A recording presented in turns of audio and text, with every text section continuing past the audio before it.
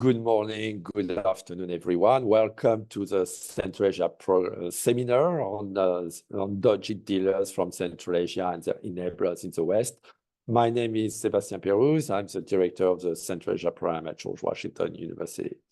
So today, we're going to address a topic which I believe is not explored enough, and which is how some individuals, businessmen or businesswomen, have amassed fortunes and forged connections with the Western elite, which of course raises questions about the integrity of their ventures and the institutions that have supported their ascent. So to address this topic, we'll explore today three compelling case studies. The first one is Dmitri Leus, who was once a little-known banker from Turkmenistan, whose journey from a Russian prison cell on money laundering charges to the United Kingdom culminated in obtaining a British citizenship. Mayne will present Crude Accountability's new report. The title of this report is Politically Motivated, ? The Story of Dmitri Leus. And this report sheds light on the intricacies of this case. The second case we're going to address today is Gulnara Karimova, who is the daughter of Uzbekistan's former president, Islam Karimov. And Gulnara Karimova is known for her opulent lifestyle and controversial business dealings. And Leila, Nazgul, Seiitbek will unveil the findings of a Freedom for Eurasia's report. The title of this report is Who Enables the Uzbek Princess? Gulnara Karimova's $240 million US property empires. And this report, of course, offers insights into Gulnara Karimova's vast wealth and the enablers behind it. And then Jeffrey Dunn of Crude Accountability will discuss the case of Igor Makarov, not Dmitry Makarov. Sorry about the mistake in the announcement. So Igor Makarov is a Turkmen oil magnate with deep ties to Turkmenistan's ruling class, who has established a significant financial footprint in the West, including the United States. I would like to add an important point is that this seminar today is co-organized with Crude Accountability. For those of you who don't know Crude Accountability, Crude is a not-profit organization that works with communities in the Black Sea and Caspian Sea regions to address environmental, human rights, and health issues related to oil and gas development. And if you want more information on Crude Accountability, please check the website. It's very easy. It's crudeaccountability.org. So I would like to thank Crude Accountability, and especially the director of Crude Accountability, Kate Waters, who proposed this event and who actually organized most of it. So each of our speakers is going to present about 10, 15, or maybe a little bit more minutes, and then we will have a Q&A session. So please do not hesitate to send me your question in the chat box. So we are going to start with Thomas Mayne, who is an anti-corruption and money laundering expert, a former visiting fellow at Chatham House, the Royal Institute of International Affairs. Prior to this, Tom worked as a senior campaigner at anti-corruption NGO Global Witness, where he was responsible for the group's reports on Central Asia and Eurasia. He has authored a variety of reports on corruption and kleptocracy, and his most recent work is in the UK's anti-money laundering regulation. The title is The Unexplained Wealth Order Legislations and Register of Overseas Entities Property Database. So thank you all for being with us today. And Tom, the floor is yours. Many thanks, Sebastian, and many thanks to Crude Accountability for giving me this opportunity to speak. Now, a part of me feels a little bit sorry for Mr. Dmitri Leus. He's a man who's looking to relocate to the United Kingdom. He's not a kleptocrat. There are no direct links to Putin or the Russian regime. He spent some time in a Russian jail. He's had the Turkmen authorities after him, who, as we know, have no scruples. And then you start to look a little bit into some aspects of his case, and I start to feel almost a little bit angry. Seemingly every week in the United Kingdom, there's a story about somebody who is losing their residency rights think last week it was reported that a 74-year-old who's lived in the UK for nearly 50 years, he's been told he has no right to live in the country.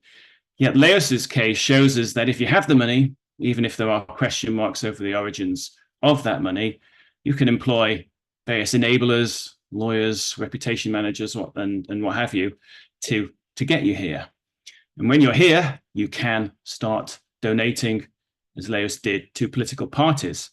And I think this is an aspect that's not really understood in the United Kingdom. A few years ago, one of our MPs, or now former MPs, because we've got an election coming up, Chris Grayling, said, the simple reality, you can't accept money from people who are not UK citizens. And it's quite surprising that an MP doesn't know that that is incorrect. If you have settled status and you are an EU citizen or from a member of the Commonwealth, you can actually donate to political parties. Why is this an issue? Well, in the last 15 years, a variety of countries in the EU and especially in the Caribbean have been allowing people to basically buy passports via their citizen through investment schemes. And Dmitri Leus did exactly this, buying a passport from Cyprus, which allowed him to settle in the UK. So there we have one set of enablers. We know that these visa schemes and passport schemes are set up by these law firms, and especially in regard to the Cyprus passport scheme, there have been many allegations of corruption, and I think their standards of due diligence, let's say, aren't the highest. We don't know who helped Mr. Leus in his receiving of a Cypriot passport, but we do know that the law firm Mishcon de Reya helped Leus with gaining his settled status in the UK. Now you could argue, well, we shouldn't be angry at Leus. It's not Leus's fault if the UK allows this. But then you start to look a little bit more into Leus's actions since he has relocated to the UK, threatening Chatham House, for example, and a BBC journalist for libel. And I think his case really shows you why the libel laws in the UK are so wrong and really constructed for this enabling industry, the lawyers who make millions off these cases. And we're told that we need these libel laws for people to defend their reputations. Well, firstly, we know that people can hide behind their reputations. Bernie Madoff comes to mind, who was very well respected financial trader, yet he was running the biggest Ponzi scheme of all time in America. But I think Leus actually isn't like somebody like Madoff, who has a reputation. Leus's reputation, similar to another individual who I won't name, who is using the courts to sue various people here in the UK, their reputation is entirely self-created. And I think the report documents that by showing the reputation laundering that these figures can undergo. With Leus, you have literally dozens of articles about business or championing his charitable work. My favorite being, I think, the one which is entitled "Kind-Hearted Businessman Helps Child with Cancer." And at the top it says "ad feature." So clearly Leus has just paid for this to be reported. So is that a reputation if someone manages to pay for articles in newspapers telling us how good they are? What is, in fact, his reputation? And it's all there in the report. He was jailed in 2004 on money laundering charges. He says these charges were politically motivated. I think you can draw your own conclusions when we look at his behavior, which is documented in the report, allowing a £20 million to be cashed out from his bank without any kind of documentation. He then was released, made a remarkable comeback, started making more millions in Russia, appears to have lost his position again in 2013, 2014, sells his second bank, and there were allegations that he may have asset stripped this second bank before he sold it. And this bank then, without his involvement, became a part of the Russian laundromat, that famous case which saw billions moving through Russia and various jurisdictions. Leus then buys a passport, as we say, in Cyprus, and moves to the UK and starts donating to the Conservative Party, and as we know, to Prince Charles, now King Charles, the foundation of the Prince.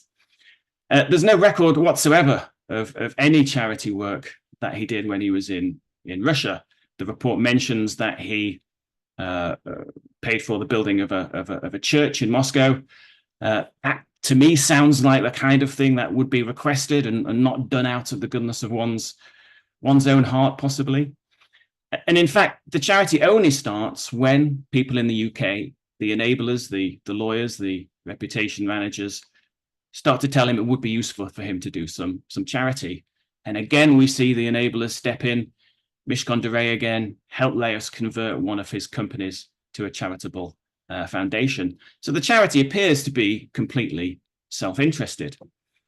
There's no public criticism of Putin or the attack on Ukraine. And that's fine. We don't have to do that. We understand people have security concerns if they have relatives back in Russia or even for themselves in the UK. But please, I think, spare us the comparisons that Leus's enablers have made to people like, Bill Browder, who really have, put their neck on the line by speaking out against Putin's regime. So there are definitely public interest questions about how Mr. Leus made his money. And that's even before we get to one of the allegations documented in the report made under parliamentary privilege by Liam Byrne, former MP here in the UK, that Mr. Leus has links to the FSB, the security service of Russia. Now, how do we assess that information? How do we interpret it? Well, I think, to my mind, there's three options.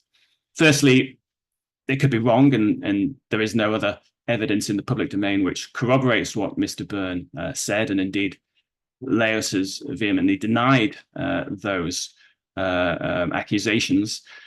I think the report does document quite well how, is it possible in Russia to make millions of dollars without some kind of agreement with the authorities? This idea of Krisha, the idea of having a protection, the Russian Sistema, where everyone is linked into a kind of a network of people who you are reporting to. I think the second interpretation of what Mr. Byrne said is, possibly that we all know that those links really have to exist in order to get by in Russia in the 21st century. But perhaps those links, if they existed, ended when Leus moves to the UK.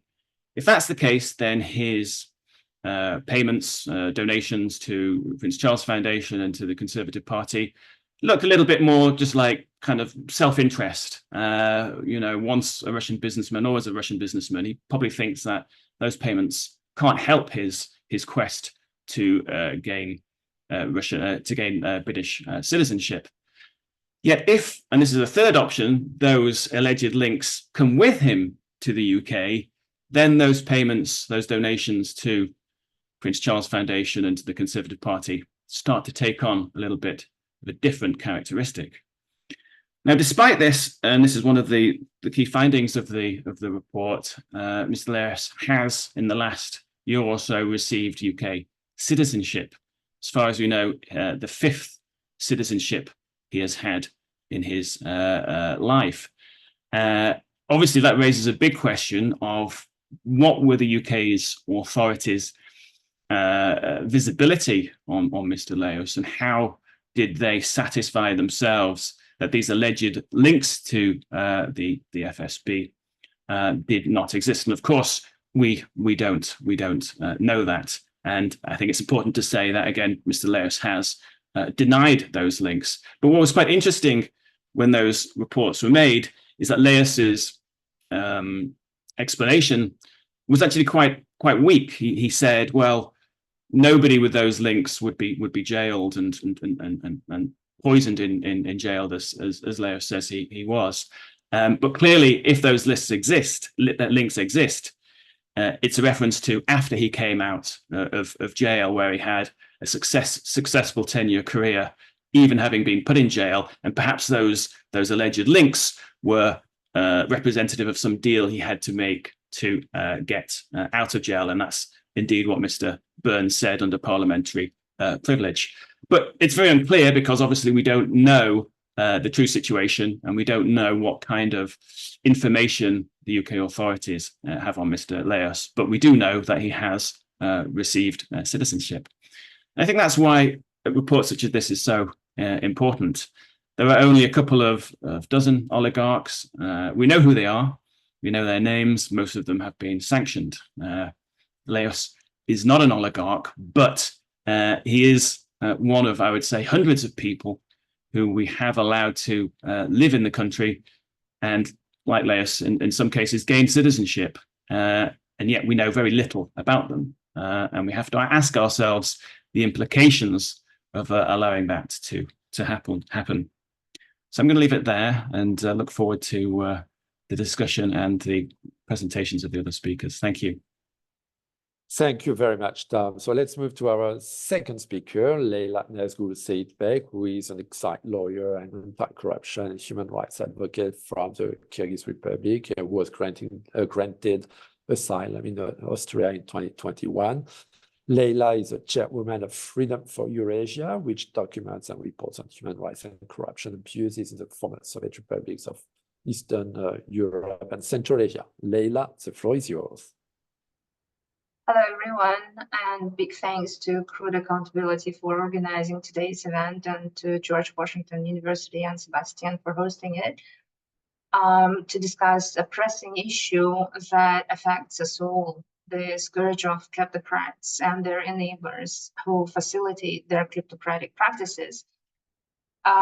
So a case of Gulnara Karimova is a clean-cut example of Central Asian kleptocrat. And who is she?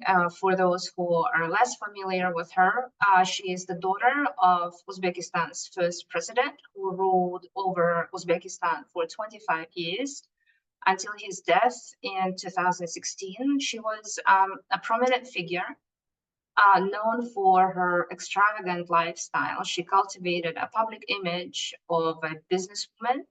And this is something that her enablers are now also walking around saying. Fashion, she also posed herself as a fashion designer and a singer. However, this glamorous facade of hers masked a much darker reality. Karimova used her family's powerful position to amass a staggering billion-dollar fortune through bribery and extortion. Targeting businesses operating in Uzbekistan. She went after any lucrative business, ranging from duty-free to soft drinks companies, to tea companies, to concrete factories, gas and oil, fashion, and as we now know, the telecommunications sector. So her story is a stark reminder of a devastating impact of corruption and the critical role that professionals play in perpetuating it. Gulnara Karimova's rise to power began in the early 2000s when her father, Islam Karimov, ruled Uzbekistan with an iron fist. She leveraged her position to build a criminal empire, using her influence to expropriate businesses and resources and to bribe officials to further her interests. Her criminal activities were so extensive that they were estimated to have cost her home country over $2.3 billion. And in our report, we looked at approximately $240 million that she hid in properties in 6 countries that we looked at. And in our report, we're also looking at what happened to these properties after the investigations against her began. A prime example of Karimova's illicit activities involves the telecommunications industry in Uzbekistan. As there, she leveraged her influence to secure bribes from international telecommunications companies who were seeking entry into Uzbek market. And these companies were exorbitant. They were paying exorbitant bribes to companies controlled by Karimova in exchange for her favors. One such scheme involved MTS, a Russian mobile phone company, and MTS paid a significant sum to a company solely owned and controlled by Karimova's partner and boyfriend, Rustam Adumarov, for a stake in it famously known now Uzdun Robita, an Uzbek mobile operator. The payment far exceeded the market value, indicating that it was a bribe to secure Karimova's favor. And similarly, Telia Sonera, a Swedish telecoms company, made a large payment to another of Karimova's companies to buy a stake in a local telecoms company. And this payment also significantly was higher than the actual market value and is characterized as a bribe by the US Department of Justice. But Karimova's story is not only about her own corruption and her own self-enrichment. It is also about the enablers who helped her achieve her goals. The lawyers, consultants, accountants, and real estate agents all played a crucial role in facilitating her kleptocratic practices. And they helped her hide her ownership of properties. They helped her launder the money, legitimize the ill-gotten gains, avoid detection by law enforcement, and continue to operate with impunity. We also found that she had help of those enablers from the outside sell her properties when she and her co-conspirators were already in prison. Even during our research, her lawyers defended her and their own activities by threatening to sue. And they prohibited us basically from even mentioning their names in the report, which we obviously, we mentioned their names in the report. You can read in detail about the threats as well. So the question that we must ask ourselves is, why do these professionals enable kleptocrats like Karimova? Is it because they're unaware of the harm that they're causing, or is it because they are complicit in the corruption, profiting from their involvement? And whatever the reason, the consequences are clear. Corruption undermines trust in institutions, it erodes the rule of law, and perpetuates inequality. It also creates a culture of impunity where those who break the law are rewarded and those who uphold it are punished. Now, the question is also, can we do something about it? And we believe that we can change this.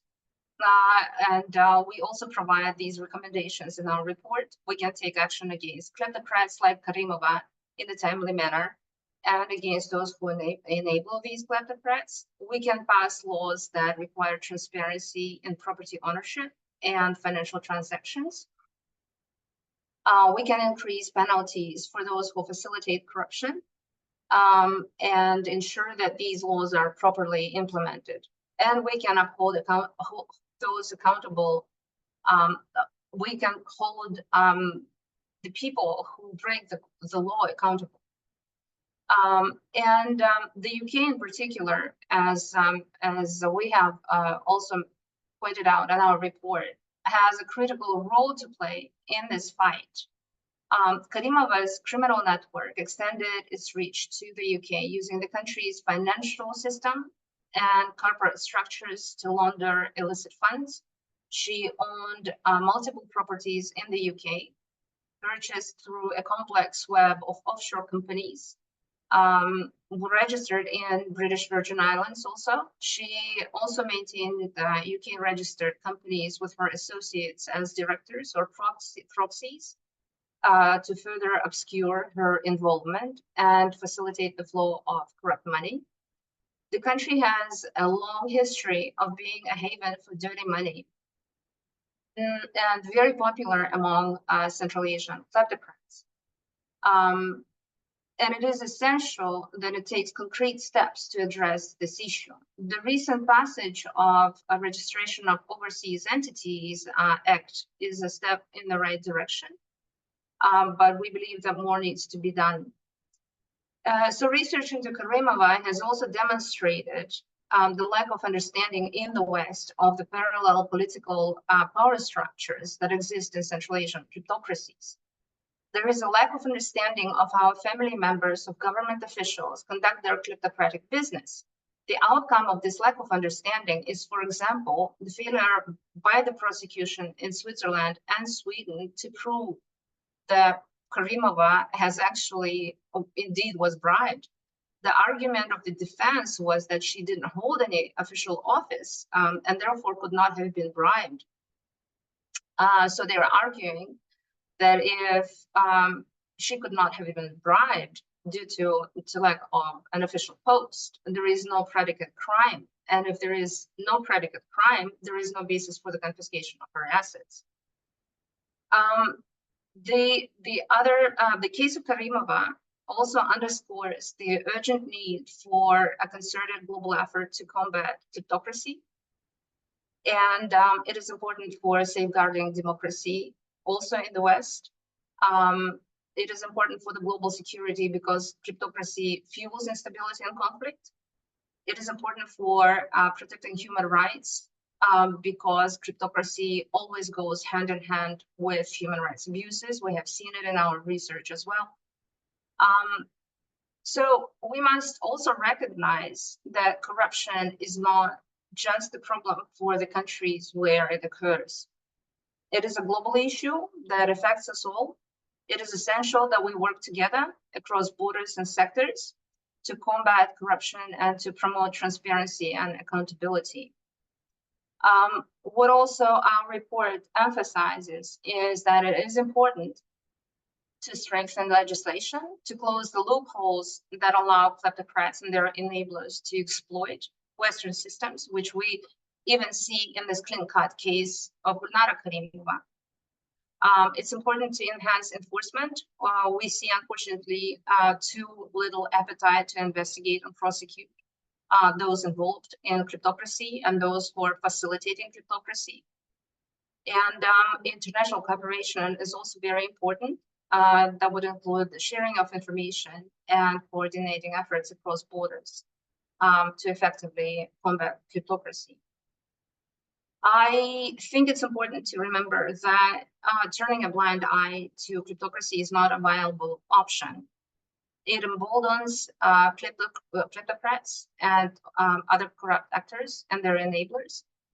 And we as researchers continue to see other kleptocrats follow in Gulnara's steps, running audacious schemes, while at the same time abusing human rights and exploiting Western systems. We were hoping that maybe the investigations into Gulnara would somehow reduce such occurrences, but unfortunately, no, that didn't happen.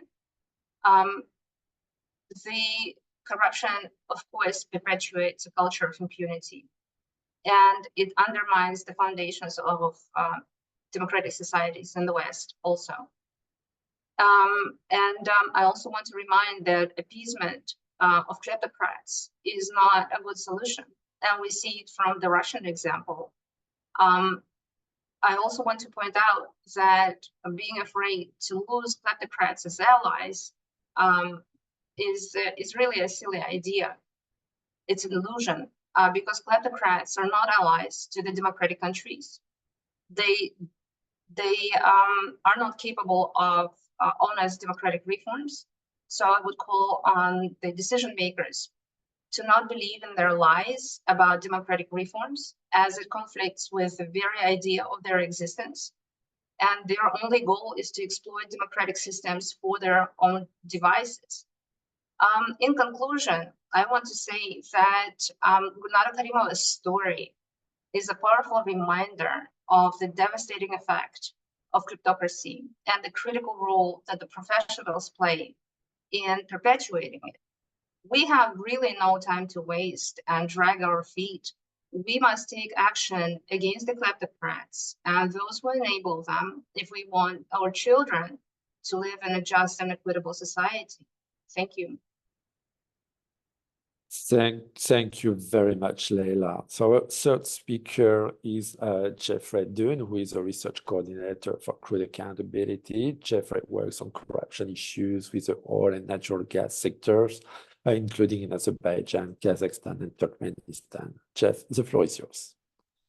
Thank you, Sebastian. And, thank you to Tom and Leila for their presentations as well. I'm sure the reports are fantastic. I've seen one of them, of course. I look forward to reading the one by Leila. So today I'm going to be talking about Igor Viktorovich Makarov. And maybe I'll start with answering three quick little questions: who, where, and why. So Igor Viktorovich Makarov, born in April 1962 in Ashgabat, then of course the Soviet Union. Between 1979 and 1986, Makarov was a professional cyclist for the Soviets, being a master of sports of international class. And that's actually important because allegedly this was his first contact with what would become the former president Niyazov of Turkmenistan. Graduated at Turkmen State University in 1983. And then from there, roughly in about 1986, he became a small consumer goods manufacturer. From our investigation, we couldn't really determine what exactly he worked in. That was the only detail. Somehow from this not overly humble, but fairly humble beginning, he turned into a multi-billion dollar natural gas tycoon, being one of the few companies, his company Itera, allowed to export Turkmen gas, and with questionable connections to figures such as Semyon Mogilevich, Dmitri Firtash, both of which are wanted by the US government for organized crime, and Gazprom. And of course, those multi-billions were invested here in the United States, beginning with the first establishment of his company, Itera. A very similar story to what we've been hearing from the previous speakers, where this money is brought over to the West, where we have legislation and laws that protect the money, but not questioning where that money came from.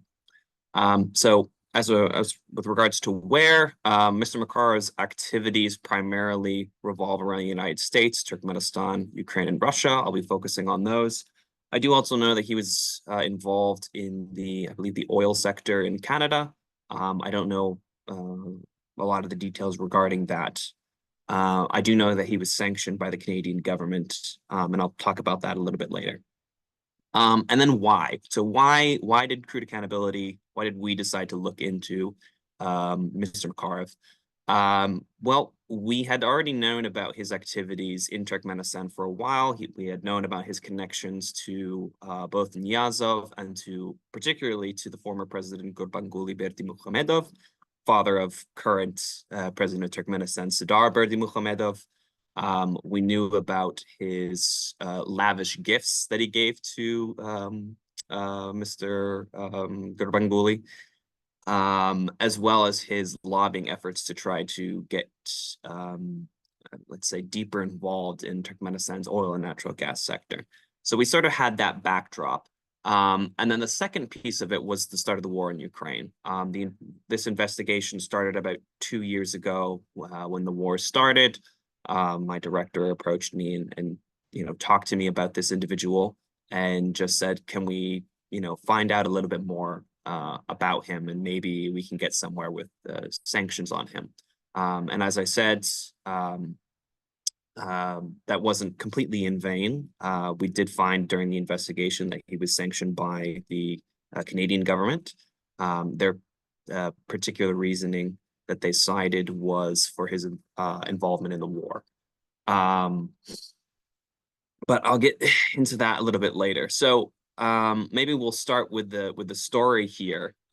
So his actual story, where things start to become quite questionable, starts in 1992 with the founding of Itera, and then shortly after that, between 1995 to 2001, is the beginning of his natural gas activities in Turkmenistan and Ukraine. And of particular interest, there was a joint venture between Itera and High Rock Holding. High Rock Holding was a company based in Ukraine, partly owned by Dmitri Firtash, and partly owned by the ex-wife of Semyon Mogilevich, Galina Telesh.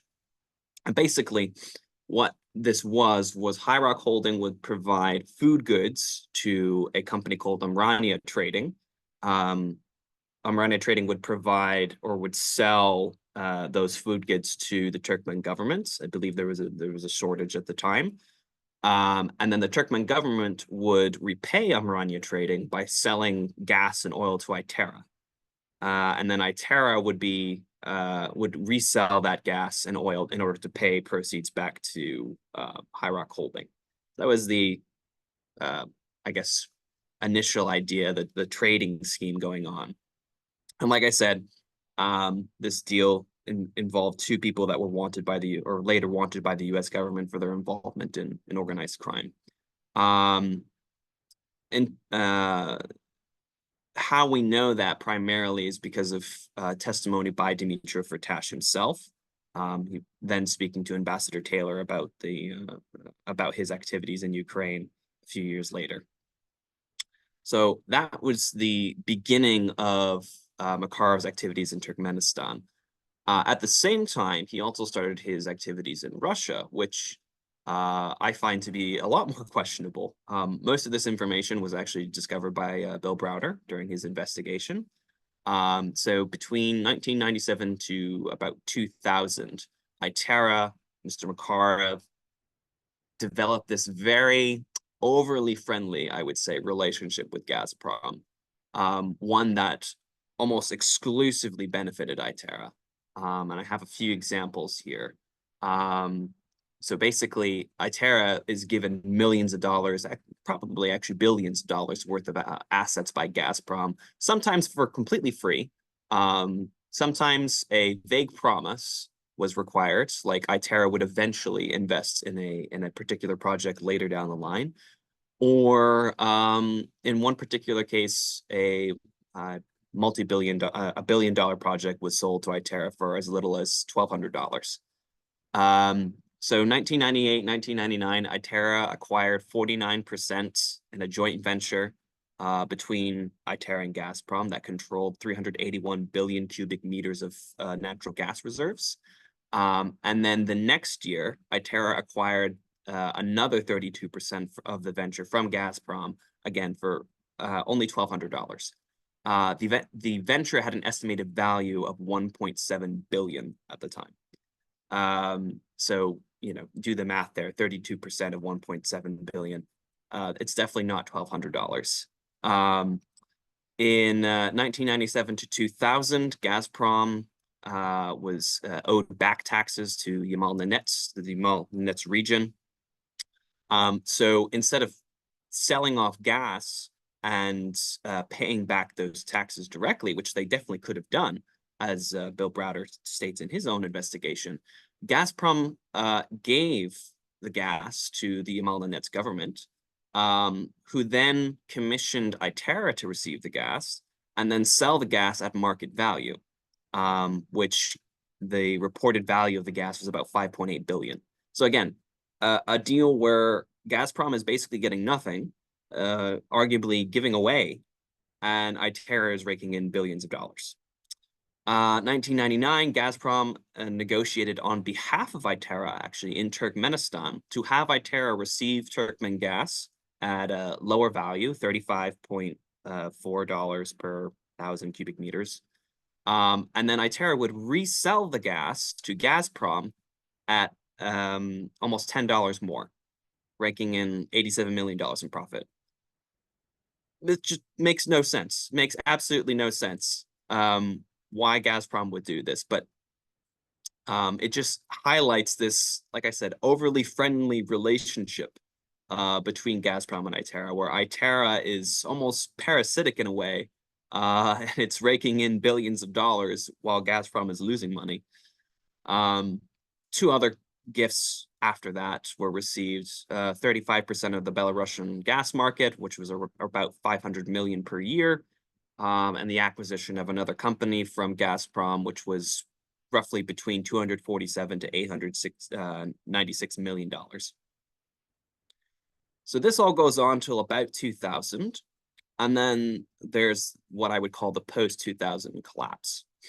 At this time, Itera's relationship with Gazprom deteriorates, mainly because Vladimir Putin comes into power, and I guess wants to sees the situation, brings it to light, and wants to cut down on it, particularly putting a leash on Gazprom.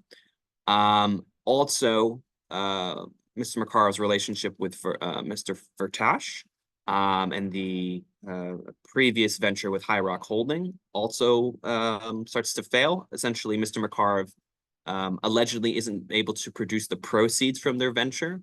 And so Mr. Firtash joins with Gazprom in setting up competing ventures with Itera in Ukraine. So you would sort of think that this is the end of Mr. Makarov's career in natural gas, at least within this area, at least with Gazprom. Maybe he would stay in Turkmenistan, but it seems like things are falling apart in Ukraine. But for whatever reason, Itera continued to try to foster its relationship with Gazprom. And it did work out because there was another scandal in between 2009 to 2010 between Gazprom and Itera over another company, Seiitbek, which was about a $70 to $140 million scandal. Yet again, almost exclusively benefiting Itera. In 2013, Itera basically sells off all of its natural gas assets to Rosneft, and that should be like the definitive end to them in the natural gas sector. It's not. During our investigation, we found that there were a number of companies that were established after the 2013 sell-off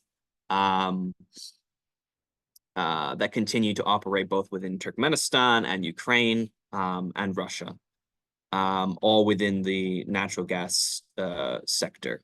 At this time, also, because he sold off Itera, he simply renamed his company to Areti, which, if you spell it out, is just Itera spelled backwards. So very unique name choicing there. So in terms of his connections into Turkmenistan or his activities into Turkmenistan, like I said, we believe his first connection started when he was a Soviet cyclist, and allegedly he did come into contact with President Niyazov. The report does a lot more, gives a lot more detail than I'll put in here, but I will talk about some of the things that some of the more outrageous things that he did in Turkmenistan, particularly when he was courting Gurbanguly Berdimuhamedov. He provided a gift of a multi-million-dollar yacht to the former president. He built, I think it was 2 or 3 lavish facilities. I think it was 2 hippodromes. His company also ended up building a sports village that would eventually host the 2021 World Track Cycling Championship. He awarded Gurbanguly Berdimuhamedov with a number of cycling awards. Mr. Makarov was continued his sort of cycling career in an administrative way, in sort of parallel to his natural gas tycoon. He basically showered Gurbanguly Berdimuhamedov with a number of gifts in order to try to gain favor in Turkmenistan's natural gas sector. There was a bit of a fallout later on. Again, the report details that. But these gifts seemingly were to try to get back in favor with the Turkmen government. And it worked, because in, I forget the exact years, but essentially Areti was able to acquire an offshore block, 21. It's a number of offshore blocks in the Caspian Sea of Turkmenistan for oil and natural gas extraction. They were able to acquire one. And Makarov was also able to receive the position as advisor to the president of Turkmenistan on oil and gas issues, which we believe was a role exclusively designed for him. Now, there is a question whether or not he remains in that position. As some of you may know, as I mentioned, the current president, Sedar Berdimuhamedov, is not his father. So we're not sure if the position has continued under the sun, but it's possible. And just to get into, the last little bits here, his activities in the US. During our investigation, we were able to to find that he more than likely owns a multi-billion-dollar mansion just outside of Jacksonville, Florida, a 1201 Ponte Verde Boulevard. Very nice mansion. A private yacht. I believe in total he's owned 3, all of which have been based here in the United States. Last time we checked, this one was still in Florida as well, known as the Already One. 2 private jets, an Embraer ERJ-135 business jet and a 2010 Boeing business jet, an office building in Jacksonville, the Already building. He also owned a plot of land that he sold off a few years prior to the investigation for several $1 million, also outside of Jacksonville. And he also operated a trust fund in Wyoming, which, if anyone is familiar with the certain states like Wyoming, and known as anonymity, corporate anonymity states, which allow you to, set up usually limited liability companies without really indicating who you are or where the money is coming from. He operated one there as well, called Donner Trading.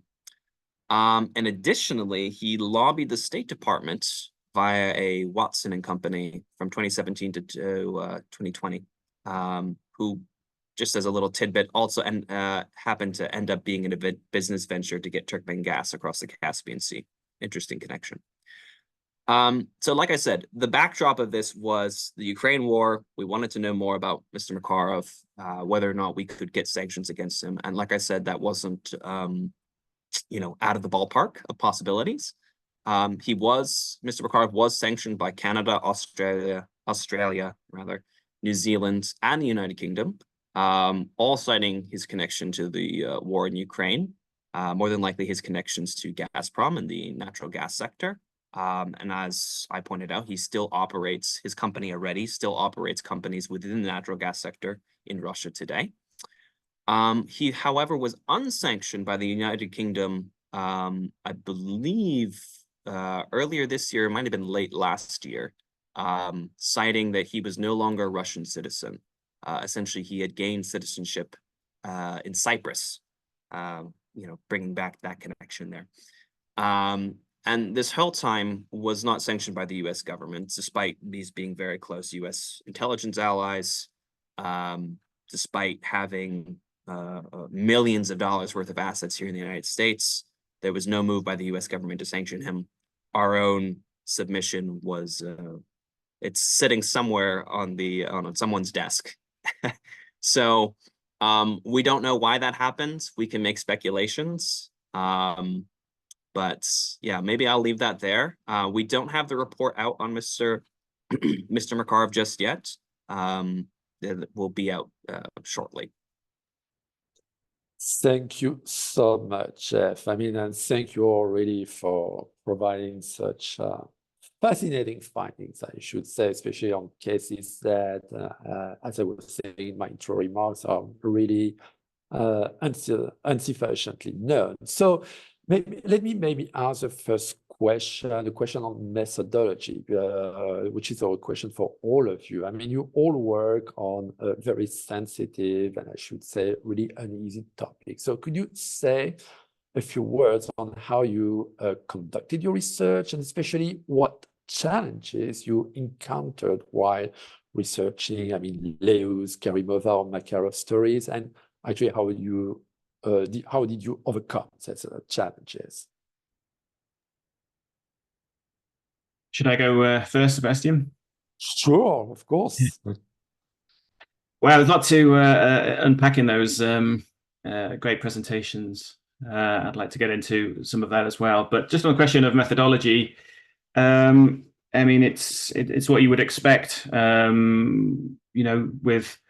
a lot of these characters, there's only a certain amount of information that's out there.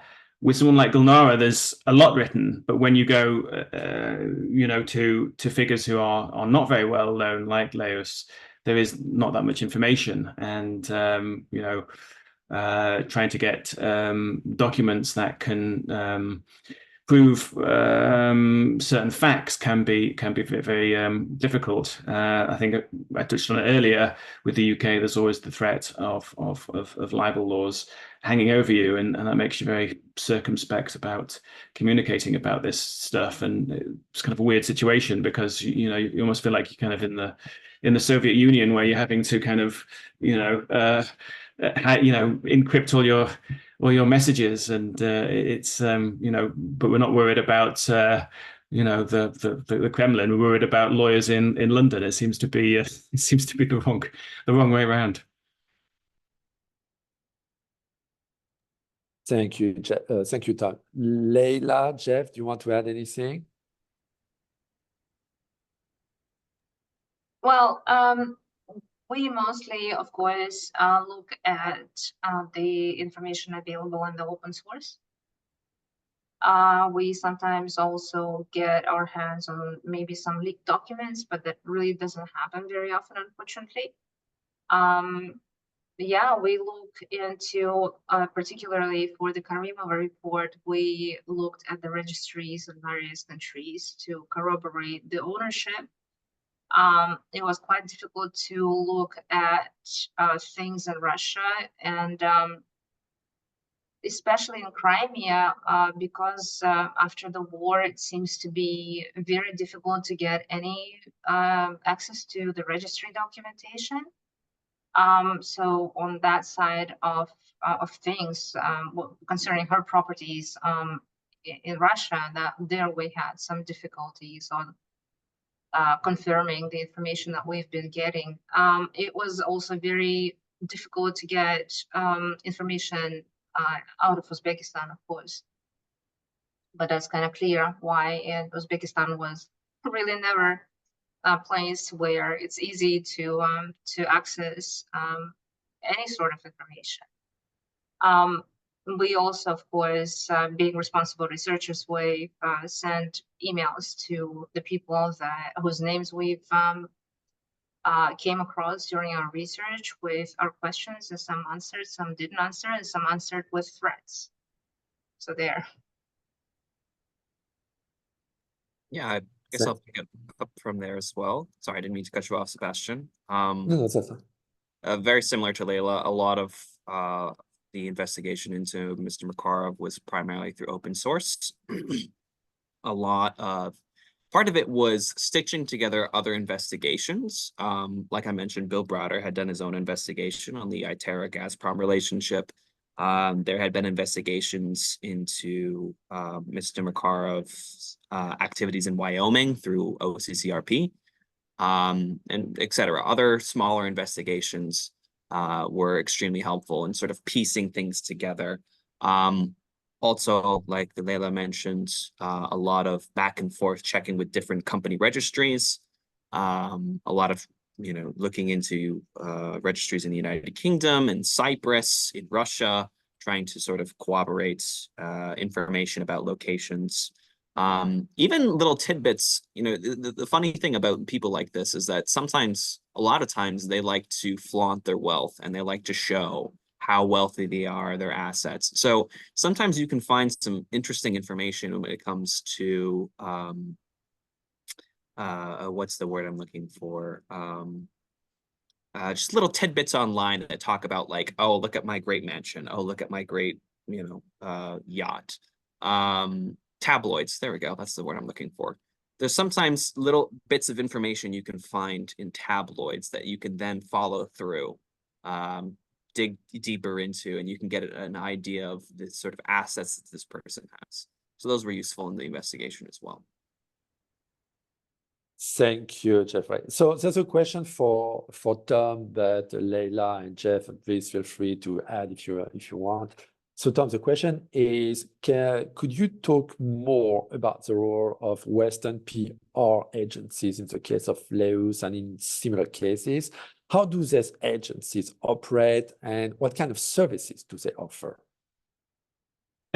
Yes, I recently finished a report about the PR world here in the UK, and they are they can be a key spoke in the enabler chain, but they don't seem to receive as much attention as lawyers, bank managers, and so forth, mainly because, well, perhaps because they're not covered by anti-money laundering legislation here in the UK, for example, and just generally they seem to work, under the radar.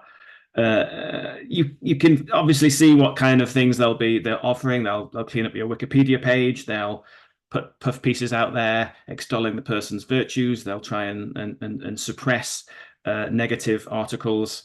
They'll work with lawyers to maybe in tandem to perhaps put some good information out there while threatening people with libel who aren't reporting the, in quotes, correct information. I think what's interesting in the UK is that since the Russian invasion, there has been a ban on providing PR services to Russian individuals. But a colleague in PR told me that she'd been approached by somebody who was representing somebody from Russia, and she told them, "Well, I can't take that job because they're Russian," and they were told, "Oh well, don't worry, they've now got a Panamanian passport and they've changed their name." Now, she didn't take that job, but it kind of shows you how easy it is to kind of get around the rules, in part because of these visa and citizenship schemes I've been talking about before. Thank you. Next question is, why are Western policymakers not closing these loopholes we have in Western countries and that you talked about in your presentation? Do Western policymakers somehow benefit themselves from the structures that enable kleptocracy? And if so, how? And what is needed to get policymakers to look at this on a systemic level, and not case by case? Certainly, when you're looking at the UK, our financial services industry is massive, and I think to a large extent we don't want to ask those questions. Certain loopholes can be very easily closed, like the one with about donating to political parties. You could have a rule like, you have to be a natural born Cypriot citizen, for example, or at least held the passport for a period of time, 10 years, say. But we have seen over the last 5 or 10 years, the Conservative Party really target those high net worth and ultra high net worth donors from overseas, and they don't really want to turn off that tap. And I think generally that is probably true for a lot of the financial services. It's really no questions asked, and I think what was fascinating looking at the Leus report is the behavior of the people representing Prince Charles Foundation. According to reporting from the Times, they didn't really ask any questions, and even when they found out that Leus had a conviction for money laundering, they tried to put the money in some other foundation less related to the heir to the throne. So they seems completely unconcerned about the origins of this money, and I think that says it all, really. Leila, Jeffrey, would you like to add anything on that? Well, I could, I guess, share some thoughts on this. Why are Western policymakers not closing these loopholes? The thing is, I think there is, again, maybe a lack of understanding in the West of what these Central Asian kleptocracies are. And I mean, there are many kleptocracies in the world. Aside from Central Asia, there is there are similar countries in Latin America as well. But in our particular situation, we are talking about these Central Asian kleptocracies. And when I felt this way when talking to some of the decision makers in the West, I had a feeling that they don't really take this issue seriously enough. And obviously, something really big needs to happen to push, this policy change. There needs to be a really wide advocacy campaign, maybe, and considering the the sort of low interest in the West towards Central Asia, especially now when everything is overshadowed by the Russian war in Ukraine. It's yeah, it certainly needs to be done. We're actually quite late because we've allowed all of those bad players into the West, and it's so difficult now. It will be a difficult job to kind of pluck them out and pick them out and take action. But hopefully action will be taken, because so far, and it's quite sad to say, so far we haven't seen any action taken. As Jeffrey has mentioned, we have also submitted, Tom and I, we have submitted several people to the authorities to initiate formal investigations or maybe to sanction them. And also our submissions are sitting on someone's desk. We don't know what's happening with it. So yeah, it's a number of issues. It's an issue of really raising this topic to the top of everyone's agenda, and unfortunately, it seems like, you know, Central Asia is just not on anyone's priority list for now. That's the feeling I have. Thank you. Jeff, would you like to add anything, or should I move to the next question? Sure, I'll add a little bit. I mean, mainly just to second what was already said. Yeah, just like Leila said, I don't think it's taken seriously enough. I don't think people consider it as serious of an issue as it is. We know in the U.S. that there has been efforts to crack down on corrupt investors in, for instance, the real estate sector. But there's still, a lot of loopholes, even after, mainly the crackdown started after 9/11, from what I remember. But there's still a lot of loopholes left. And, when a lot of money is involved, when money is involved in general, but when a lot of money is involved, there's, I think some policy thinkers tend to think that it's more beneficial if we just leave things open. Because money is money, and it's beneficial to the economy, which is a stupid argument. But yeah, I just think people don't take it seriously enough. I think part of the issue, one of the reasons why Mr. Makarov was unsanctioned, was the change of his citizenship. And I think we see something similar with the case of Leus, where these people can just obtain a citizenship of a friendly country, or just a country that's not Russia, and then suddenly that completely changes who they are, and it makes it easier for them to get here into the West. And we aren't paying attention to that. But yeah. Thank you. Next question is, could each of you address the glamour elements related to Dodgy deals? I mean, you've spoken about Leus' efforts to be close to the then Prince Charles, Karimova's musical ventures, and Makarov's cycling connections. So are these efforts simply fancy hobbies, or are there other reasons you can posit for this aspect of their interactions? I'll take that one, but I think there's also a question just above about due diligence companies, which I think is quite interesting. And I was going to ask it after it, but yeah, go ahead. I mean, let me ask this question first in that case. I didn't want you to miss it, Sebastian, because it's quite a good one actually. On as a Kate's question on the glamour elements. Okay, all right, okay. But let's all right. Yeah. First. I think part of it is a kind of vanity projects, but I think in many cases it allows the individuals to, it is another form of influencing and reputation laundering. Leus was a champion fencer. It's fascinating how a lot of these guys have this background in sports, and Leus has used that as one of his methods of getting the word out there that he's a very charitable individual.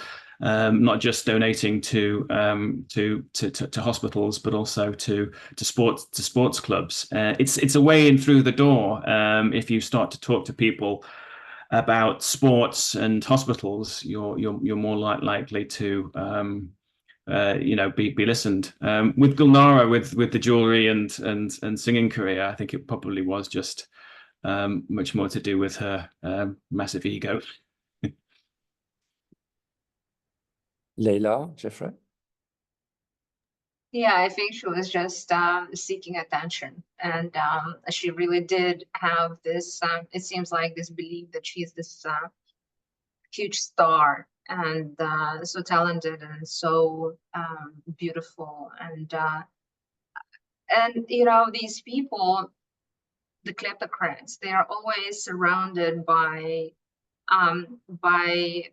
people who are basically on a daily basis tells them how great they are, and then they create this blind spot and they don't see themselves anymore. They really do believe the words of praise that they hear on a daily basis from their entourage. And so I think that was the situation with Gulnara Karimova. She just really thought that she was this amazing star, and beautiful woman, and very talented designer and a singer. And yeah, and that's as I mentioned, that's what also her lawyers currently are saying, that she is just a talented person, a very talented entrepreneur. Yeah. Jeff? Yeah, I would say with Makarov, it's probably a mixture of ego, but also I think it was tactical. Like I said, tactical in the sense that it was convenient and was easy for him to get, involved with high-ranking officials. Like I said, from what we understand, he first came into contact with the first president of Turkmenistan, Niyazov, when he was a Soviet athlete, a cyclist. And I think he realized that position gave him the ability to gain access and to influence people. And I believe he retained that. That's why he stays in cycling. I'm sure part of it is a hobby as well. But I think it's sort of, both ways. It's a hobby, but it's a beneficial hobby where he can also, influence the international cyclist, what would you call that, league, to give lavish gifts to President Gurbanguly Berdimuhamedov to get what he wants. So I think it's both. Okay, if I can add another thing, if you remember, we also have other individuals in other kleptocracies in Central Asia that have the same sort of hobbies. Gurbanguly Berdimuhamedov, for example, he also sings, and he writes poems. We've seen his poems. He writes books. He gives regular concerts. It's really insane. And Dariga Nazarbayeva was also has tried herself as an opera singer, and she actually held a pretty big concert where she sang solo. I mean, yeah, it's really their egos. Thank you. So a question to you, Leila, about the case of Karimova.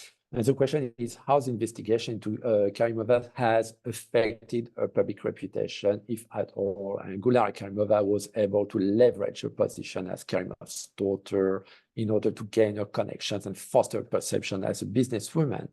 So living after her father's death, is her reputation as businesswoman still viable, or is she somewhat living in the shadow of her father? Well, after the investigations into her actually were launched after she was already disgraced. So she fell from grace. She lost her political power, and at this point, she already was this low-hanging fruit for everybody to kind of go after. So at that time, I guess she already had somewhat of a reputation of a actually robber baron, she was called by I think by some diplomats, as far as I remember. If she was really angry, and we had a situation with another journalist that kept referring to her as the dictator's daughter. She was quite angry when she was referred to in this manner. So she was like, I also have a name, and my name is Gulnara, and I'm not. This doesn't define me. So being a dictator's daughter doesn't really define me. But obviously, while she was still in power, she took a great advantage of her position and the fact that her father was a dictator, and the fact that her family stood at basically at the head of all of the terrible things that have been happening to people inside Uzbekistan. That really didn't bother her, and she represented Uzbekistan as an ambassador. She represented Uzbekistan in the UN. I think she felt quite comfortable. But yes, after the investigations were launched and numerous jurisdictions, also in Uzbekistan, there was a lot of press about her dealings, about her corruption. So it certainly did affect her reputation in a negative way. I don't remember if I forgot the rest of the question. Sorry. No, that's fine. That's fine. And we need to conclude almost. But I received a question which I think it's interesting: is how do you think public awareness and media coverage, and generally speaking, I guess civil society can influence the actions of both the dodgy dealers and the institutions that enable them?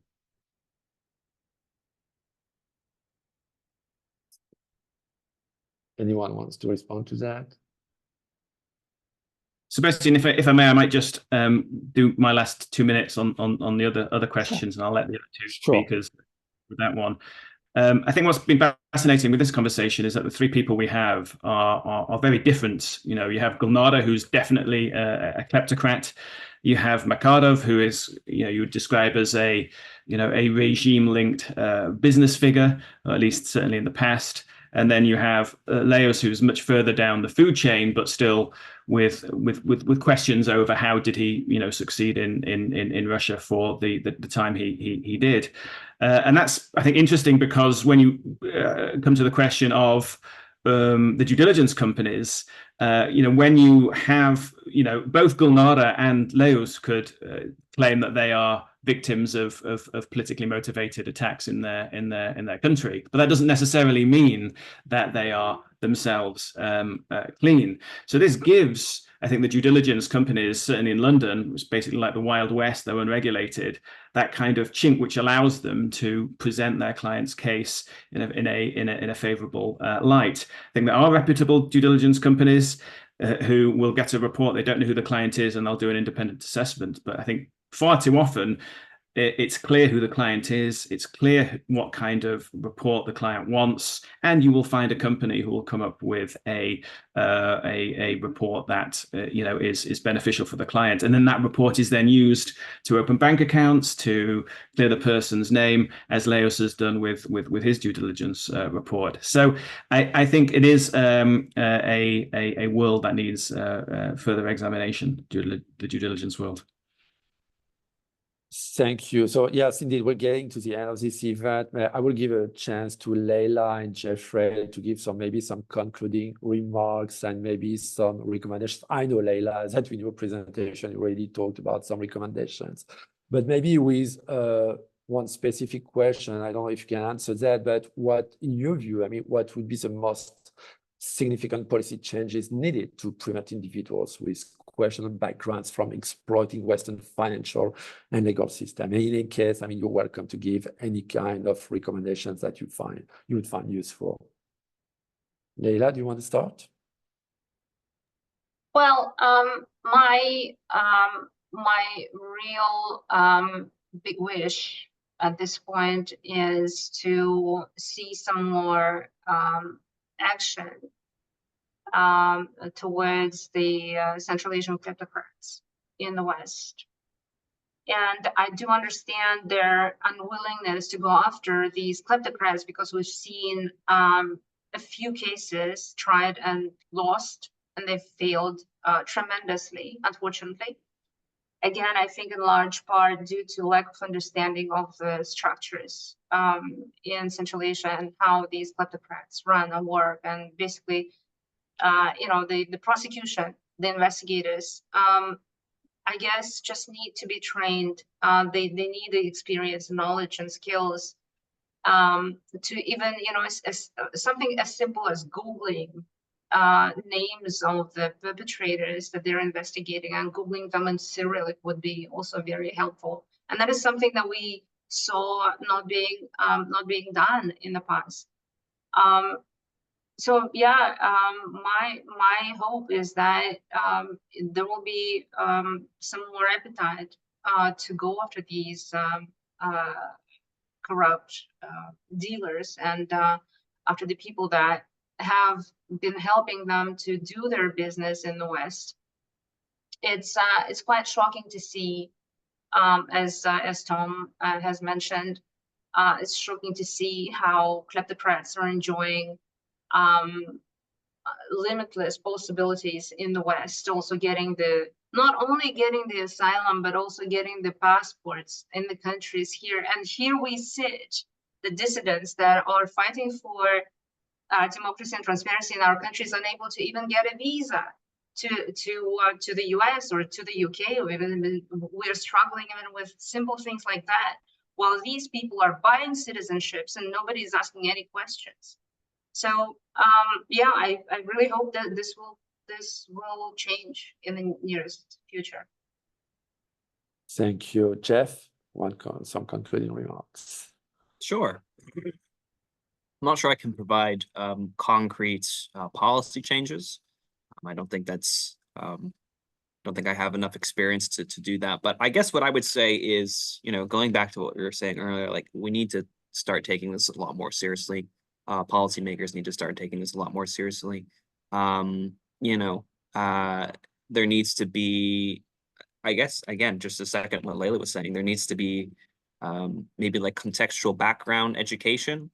You know, if you're, you know, for instance, if you're going to be taking in somebody that's operating in Turkmenistan, you have to understand that Turkmenistan is one of the most corrupt countries on the planet, and that there's really not a business, particularly those that operate in the natural gas and oil sector, that aren't you know, within the corrupt structures in Turkmenistan. That's the only way you can operate. And you know, like again, like Leila said, all it takes is a quick Google search. You know, how to fix that other than getting that education, and you know, in order to make sure that, you know, if a case is brought up, that it goes through. I don't know if I can provide recommendations on that. I don't want to say maybe things are too stringent, but maybe that's the case as well. All right, thank you. I guess this conversation could go on, but we really need to conclude now. And in any case, you know, for more details, for many more information, I very strongly recommend reading the reports published by Freedom for Eurasia. You will find them on freedomforeurasia.org, and the reports of Crude Accountability on crudeaccountability.org. So I would like to thank our speakers for their presentations today and their engaging discussions. And once again, I want to thank Crude Accountability and Kate Waters for co-organizing this seminar. And last but definitely not least, I would like to thank our audience for being with us today and for your contributions to the discussion. And we look forward to having you again on our in one of our upcoming Central Asia Program seminars. Thank you very much. Have a good day. Bye. Thank you, Sebastian. Bye.